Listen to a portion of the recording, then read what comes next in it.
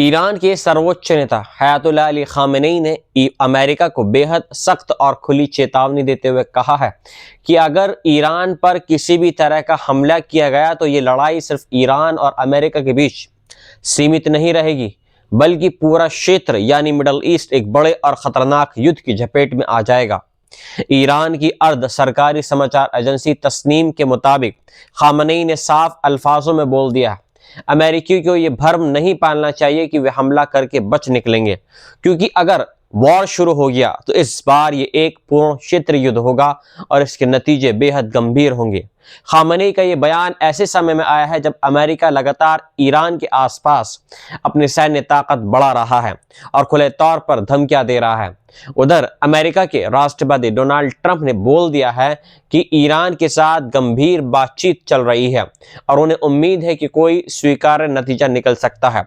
हालांकि इसके साथ ही ट्रंप ने यह भी चेतावनी दे दी है कि अगर बातचीत नाकाम रही तो पूरी चीजें यानी सारी चीजें बर्बाद हो जाएंगी। ट्रंप लगातार ईरान के परमाणु कार्यक्रम और देश के भीतर सरकार विरोधी प्रदर्शनों पर की गई सख्त और जानलेवा कार्रवाई को लेकर सैन्य हस्तक्षेप की धमकी देते रहे हैं। ईरान के विदेश मंत्री अब्बास अराक्ची ने CNN से बातचीत में कहा कि उन्हें भरोसा है कि तेहरान के परमाणु कार्यक्रम को लेकर कोई समझौता हासिल किया जा सकता है, लेकिन उन्होंने ये भी स्वीकार किया है कि ईरान को अब अमेरिका पर एक भरोसेमंद वार्ताकार के तौर पर भरोसा नहीं रहा है। इसके बावजूद उन्होंने कहा है कि क्षेत्र के कुछ दोस्त देशों के जरिए संदेशों का आदान प्रदान हो रहा है, जिससे बातचीत का रास्ता पूरी तरह बंद नहीं हुआ है। ईरान के शीर्ष सुरक्षा अधिकारी अली लाजानी ने पहले ही कह चुके हैं कि बातचीत का एक ढांचा धीरे धीरे आगे बढ़ रहा है। इसी बीच अमेरिका ने ईरान पर दबाव बढ़ाने के लिए अपनी सैन्य मौजूदगी को और मजबूत कर दिया है। अमेरिकी नौसेना का विमान वाहक पोत USS अब्राहम लिंकन इस क्षेत्र में तैनात कर दिया गया है और अमेरिकी सेंट्रल कमांड के अनुसार ये अरब सागर में डिप्लॉयड किया गया है। इस विमान वाहक पोत पर करीब 70 लड़ाकू विमान मौजूद हैं और इसे अमेरिका की सबसे ताकतवर समुद्री सैन्य तैनाती में से एक माना जा रहा है। खामेनी ने इस पर प्रतिक्रिया देते हुए कहा है कि ट्रंप बार बार जहाजों और ताकत की बात करते हैं, लेकिन ईरानी कौम इन धमकियों से डरने वाली बिल्कुल भी नहीं है और ना ही अपने अधिकारों से पीछे हटने वाली है। इस पूरी बातचीत में दुनिया की नजरें हॉर्मुज जल डमरू मध्य पर टिकी हुई हैं, जिसे दुनिया के सबसे अहम ऊर्जा मार्गों में से एक माना जाता है, जहां से दुनिया के कुल तेल व्यापार का लगभग 5वां हिस्सा गुजरता है। ये जल डमरू मध्य ईरान और ओमान के बीच सबसे संकरे रास्ते में इस हिस्से में सिर्फ 33 किलोमीटर चौड़ा है और ईरान पहले भी कई बार चेतावनी दे चुका है कि अगर इस पर हमला हुआ तो वह इस रास्ते को पूरी तरीके से बंद कर सकता है। हालांकि हाल ही में रॉयटर्स के हवाले से एक ईरानी अधिकारी ने कहा है कि IRGC नौसेना की तरफ से फिलहाल किसी बड़े नौसैनिक अभ्यास की योजना नहीं है। अमेरिका ने ईरान को चेतावनी दी है कि वे इस क्षेत्र में अमेरिकी बलों के पास किसी भी तरह की असुरक्षित या गैर पेशेवर गतिविधि न करे, जिस पर अराक्ची ने पलटवार करते हुए कहा है कि अमेरिकी सेना यह तय नहीं कर सकती कि ईरान की ताकतवर सेना अपने ही इलाके में अभ्यास कैसे करे।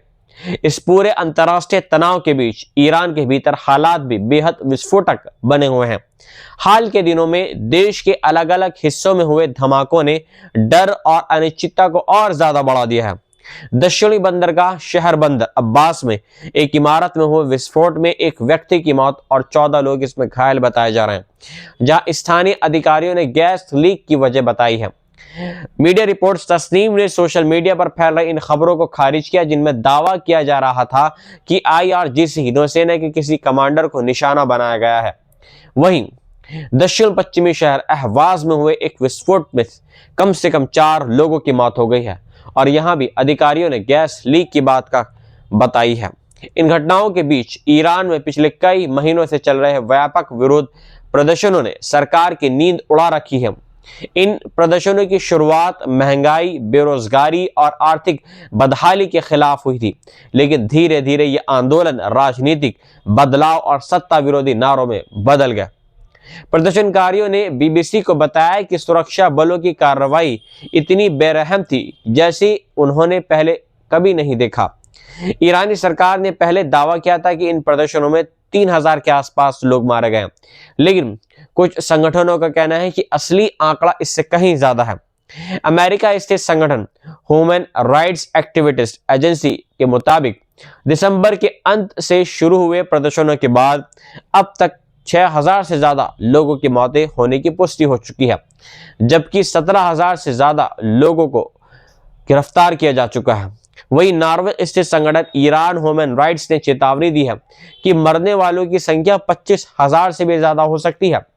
खामनेई ने इन प्रदर्शनों को विदेशी साजिश बताते हुए आरोप लगाया है कि प्रदर्शनकारियों ने पुलिस यानी IRGC, बैंकों और मस्जिदों पर हमले किए हैं और अंत में यह भी दावा किया गया कि इस कथित तख्ता पलट को दबा दिया गया है। इसी पूरे माहौल में ईरान के राष्ट्रपति मसूद पेजेश्कियान ने एक अहम और संतुलित बयान देते हुए कहा है कि ईरान अमेरिका के साथ बातचीत की दिशा में आगे बढ़ने के लिए तैयार है। ये फैसला क्षेत्र के कुछ दोस्त देशों की अपील के बाद लिया गया है, जिन्होंने ईरान से कहा कि वे अमेरिका के बातचीत प्रस्ताव का जवाब दें। राष्ट्रपति पेजेश्कियान ने सोशल मीडिया प्लेटफॉर्म एक्स पर लिखा है कि उन्होंने विदेश मंत्री अब्बास अराक्ची को निर्देश दिया है कि बातचीत तभी आगे बढ़ाई जाए जब माहौल अनुकूल हो, यानी बिना किसी धमकी और बिना किसी अव्यावहारिक शर्तों के। उन्होंने साफ अल्फाजों में बोल दिया है कि यह बातचीत पूरी तरह ईरान के राष्ट्रीय हितों के दायरे में होगी। अमेरिकी मीडिया रिपोर्ट्स के मुताबिक ईरान और अमेरिका के बीच प्रस्तावित बातचीत इस शुक्रवार इस्तांबुल में हो सकती है। वहीं व्हाइट हाउस में पत्रकारों से बात करते हुए ट्रंप ने कहा है कि अगर कोई समाधान निकलता है तो बहुत अच्छा होगा, लेकिन अगर बातचीत नाकाम रही तो अमेरिका के पास दूसरे विकल्प भी मौजूद हैं। इससे पहले अमेरिका ने पिछले साल ईरान की परमाणु सुविधाओं पर हमले किए थे, जिन्हें ऑपरेशन मिडनाइट हैमर नाम दिया गया था। इन प्रदर्शनों की शुरुआत महंगाई, बेरोजगारी और आर्थिक बदहाली के खिलाफ हुई थी, लेकिन धीरे धीरे यह आंदोलन राजनीतिक बदलाव और सत्ता विरोधी नारों में बदल गया। प्रदर्शनकारियों ने BBC को बताया कि सुरक्षा बलों की कार्रवाई इतनी बेरहम थी जैसी उन्होंने पहले कभी नहीं देखा। ईरानी सरकार ने पहले दावा किया था कि इन प्रदर्शनों में 3000 के आसपास लोग मारे गए, लेकिन कुछ संगठनों का कहना है कि असली आंकड़ा इससे कहीं ज्यादा है। अमेरिका स्थित संगठन ह्यूमन राइट्स एक्टिविस्ट एजेंसी के मुताबिक दिसंबर के अंत से शुरू हुए प्रदर्शनों के बाद अब तक 6000 से ज्यादा लोगों की मौतें होने की पुष्टि हो चुकी है, जबकि 17000 से ज्यादा लोगों को गिरफ्तार किया जा चुका है। वहीं नॉर्वे स्थित संगठन ईरान ह्यूमन राइट्स ने चेतावनी दी है कि मरने वालों की संख्या 25,000 से भी ज्यादा हो सकती है। खामनेई ने इन प्रदर्शनों को विदेशी साजिश बताते हुए आरोप लगाया है कि प्रदर्शनकारियों ने पुलिस यानी IRGC, बैंकों और मस्जिदों पर हमले किए हैं और अंत में यह भी दावा किया गया कि इस कथित तख्ता पलट को दबा दिया गया है। इसी पूरे माहौल में ईरान के राष्ट्रपति मसूद पेजेश्कियान ने एक अहम और संतुलित बयान देते हुए कहा है कि ईरान अमेरिका के साथ बातचीत की दिशा में आगे बढ़ने के लिए तैयार है। यह फैसला क्षेत्र के कुछ दोस्त देशों की अपील के बाद लिया गया है, जिन्होंने ईरान से कहा कि वे अमेरिका के बातचीत प्रस्ताव का जवाब दें। राष्ट्रपति पेजेश्कियान ने सोशल मीडिया प्लेटफॉर्म एक्स पर लिखा है कि उन्होंने विदेश मंत्री अब्बास अराक्ची को निर्देश दिया है कि बातचीत तभी आगे बढ़ाई जाए जब माहौल अनुकूल हो, यानी बिना किसी धमकी और बिना किसी अव्यावहारिक शर्तों के। उन्होंने साफ अल्फाजों में बोल दिया है कि यह बातचीत पूरी तरह ईरान के राष्ट्रीय हितों के दायरे में होगी।